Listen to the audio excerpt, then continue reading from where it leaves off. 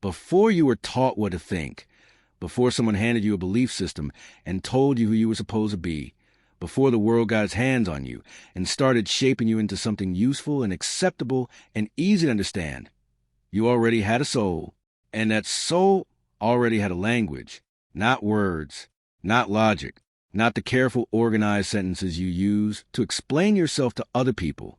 Something older than all of that. Something that speaks in images and instincts and the sudden inexplicable feeling of recognition when you encounter something that belongs to you in a way you cannot explain. That is where we are going today. Not towards something new, towards something you already are and have always been. And the bird you choose in the next few minutes is going to show you exactly what that is. Carl Jung believed that the human soul does not reveal itself through what we think. It reveals itself through what we are drawn to before we think. That split second before your logical mind steps in and starts evaluating and calculating and second-guessing. In that split second, something ancient and honest speaks. And if you know how to listen to it, it will tell you more about yourself than years of analysis ever could. Today, you are going to listen to it. And what you hear is going to stay with you long after this video ends. Across every civilization that has ever existed on this earth, birds have carried one meaning above all others. They are the bridge between worlds, between earth and sky, between the visible and the invisible, between the self you show the world and the self that lives somewhere deeper and quieter and far more true. Every ancient culture independently arrived at the same understanding that certain birds are not just animals. They are mirrors. They reflect back to the human soul something about its own nature that the human mind cannot see directly. Jung spent decades studying why this understanding appeared in every culture without any contact between them. And what he found was that these birds are not just cultural symbols. They are what he called primordial images, archetypes so deeply embedded in the human unconscious that every human being who has ever lived carries a relationship with them, whether they know it or not. In a moment, I am going to describe 5 sacred birds to you. 5 birds that have been revered across 5 completely different ancient civilizations for thousands of years. And I want you to do just one thing. I want you to notice which one creates a feeling inside you. Not a thought, not a considered opinion. A feeling, a pull, a quiet yes from somewhere beneath your thinking mind. Trust that feeling completely. Choose the bird that speaks to you first. And then let me show you what your soul has been trying to tell you. Here are your 5 sacred birds. The first bird is the Egyptian sacred Ibis. Picture this bird standing completely still at the edge of dark water. Its body is pure white, almost luminous. Its head and long, dramatically curved beak are deep, glossy black. It stands tall and alert with a quality of absolute presence, as if it has been standing in exactly this spot since the beginning of recorded time. In ancient Egypt, this bird was so sacred it was considered the earthly form of Thoth, the god of writing, wisdom, and the measurement of the soul. Thousands of ibis were mummified and placed in temples as offerings. The ancient Egyptians believed this bird existed in 2 worlds simultaneously, the world you can see and the world you cannot. The second bird is the Native American bald eagle.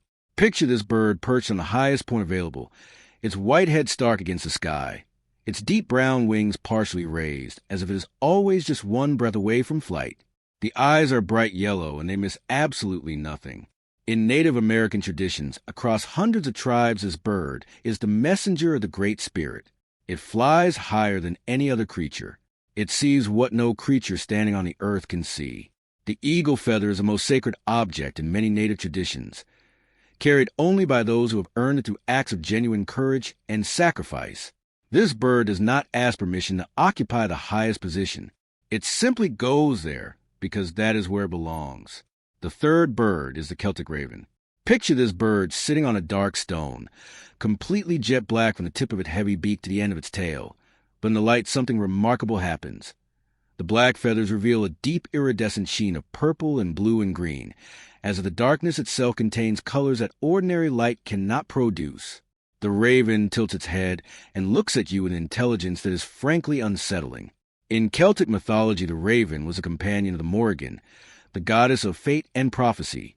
It was believed that ravens could see across time, that they witnessed things that had not yet happened, that their presence was not a warning but a message That someone with the eyes to see was finally paying attention. The fourth bird is the Japanese red-crowned crane. Picture this bird standing in absolute stillness, its pure white body and dramatically contrasting black markings, making it look like something painted rather than born. The red crown on the top of its head is a single vivid circle of crimson color in an otherwise monochrome creature. In Japanese culture, this bird is called tancho and has been revered for over 1,000 years as a symbol of longevity, fidelity, and the kind of grace that can only be achieved through complete acceptance of what is. The crane does not rush. The crane does not fight the stillness. The crane has understood something about time that most creatures spend their entire lives running away from. It simply stands. And in its standing, it becomes the most elegant thing in the landscape. The fifth bird is the Greek owl of Athena, the little owl. Picture this small, perfectly round bird perched on a stone column, its large forward-facing amber eyes looking directly at you with a calm and penetrating attention that feels deeply personal. Despite its small size, there is nothing diminished about this bird. The feather patterns across its entire body are intricate and precise, every marking deliberate, every color considered. In ancient Greece, this owl was so deeply associated with the goddess of wisdom that it appeared on Athenian coins for centuries. It was said that the owl could see in complete darkness, not because it had better eyes, but because it carried its own light, and that this light was not physical. It was the light of understanding. Have you chosen your bird? Hold it in your mind. Feel what it feels like to hold it. And now, let us find out what your soul has been quietly carrying all this time.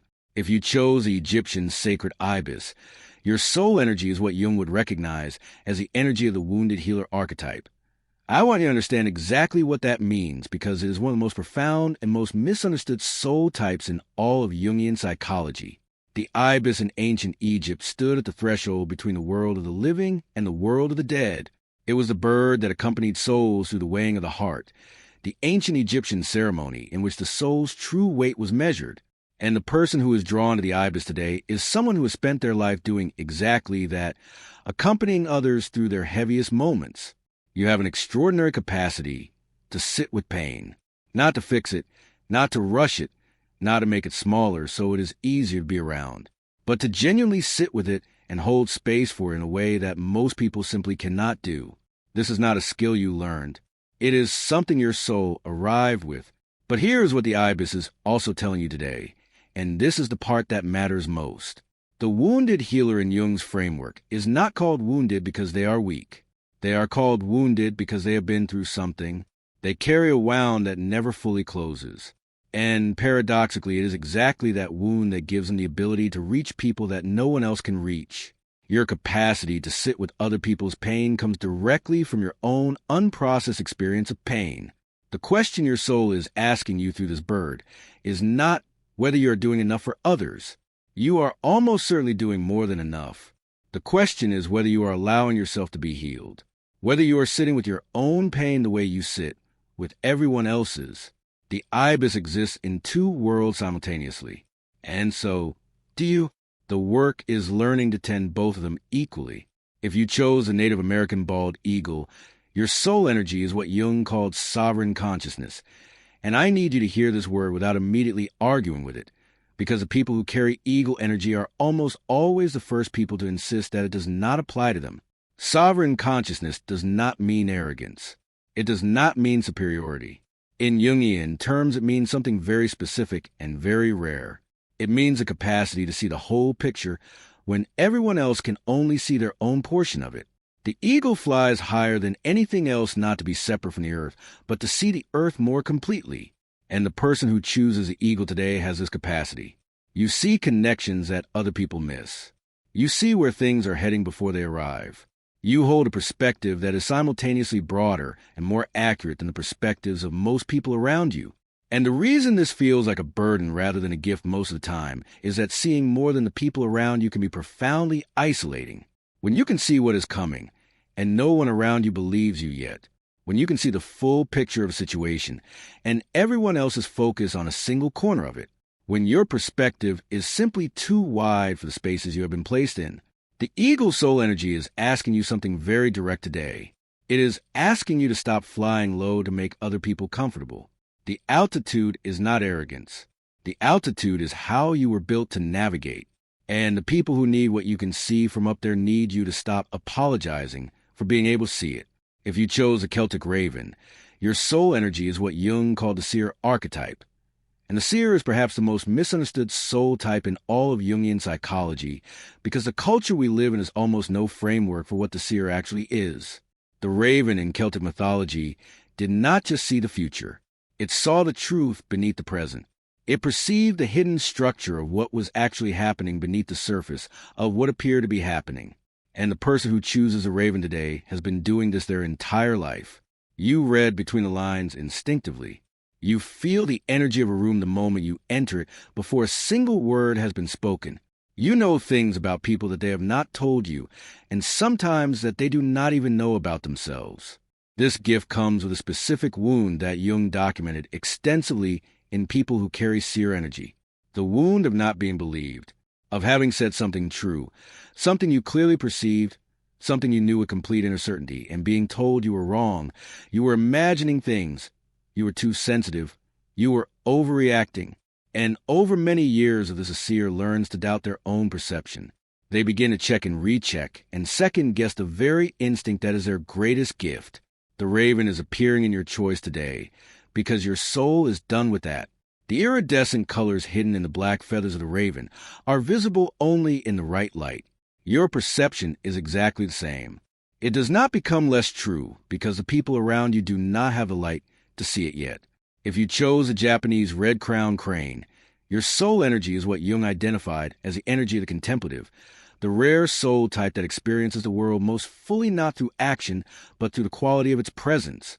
In a culture that measures human worth almost exclusively in productivity and output and constant forward motion, the contemplative soul is constantly being told that something is wrong with them, that they are too slow, too quiet, too interior, that the depth of their inner life is somehow a problem that needs to be corrected. The crane in Japanese culture is revered precisely because it has never accepted this. It stands in complete stillness for long periods of time, and the whole landscape rearranges itself around that stillness in recognition of something it cannot name but cannot ignore. The soul that chooses a crane today has an inner life of extraordinary richness and depth. The experiences of a single day land in you with more weight and more texture and more layered meaning than most people extract from an entire month. This is not a dysfunction. This is a very specific and very valuable way of being conscious in the world. What the crane is asking of you today is simpler and harder than anything else. It is asking you to stop treating your own stillness as a problem, to stop apologizing for the depth with which you experience things, to stop trying to convert your inner life into something more socially legible. The crane does not explain its stillness. It simply embodies it, and the landscape around it is better for that. If you chose the Greek owl of Athena, your soul energy is what Jung called the energy of Sophia, the feminine principle wisdom that is not arrived at through intellectual accumulation, but through a specific quality of attention that very few people are able to sustain over a lifetime. The owl of Athena is small. This is important. It is not the largest bird. It is not the most visually dramatic bird. It does not announce itself, but it carries its own light, and in complete darkness, when every other creature is blind, the owl sees with perfect clarity. The person who chooses the owl today carries exactly this quality. You see clearly in situations where other people are completely lost. You understand things in the dark, in the confused and uncertain and frightening spaces of human experience that simply cannot be seen in ordinary light. The specific gift of owl energy in Jungian terms is what he called gnosis, a knowing that is not constructed through reasoning, but arrived at through a kind of direct inner apprehension. You have experienced this your entire life. The moment of knowing that arrives before you have had time to think about something. The certainty that appears from nowhere and turns out to be correct. The understanding of a situation that comes to you whole, rather than being assembled piece by piece. And the wound that goes with this gift, as Jung documented in every person who carries it, is the wound of having been told that what you know is not real knowledge. That real knowledge comes from credentials and evidence and arguments that can be made in public. That your inner knowing does not count. The owl disagrees. The owl has always disagreed. And your soul chose it today because something in you is finally ready to disagree as well. Whatever bird called to you today, I want to leave you with something Carl Jung wrote that I believe is the most important sentence in all of his work. He said that the most terrifying thing is to accept oneself completely. And then he said it is also the most necessary. Your soul is not the version of you that has been edited for public consumption. It is not the version that learned what to hide and what to show and what to apologize for and what to minimize. Your soul is the part that chose a bird today before your mind had a chance to intervene, before logic stepped in, before you had time to wonder what the right answer was. That choice was not random. That choice was not a coincidence. That choice was the part of you that has never been afraid of what you actually are speaking in the only language it has ever needed, the language of instinct, the language of symbols, the language of the thing that knows before you know that it knows. The bird you chose today has been with you your entire life. You simply finally listened.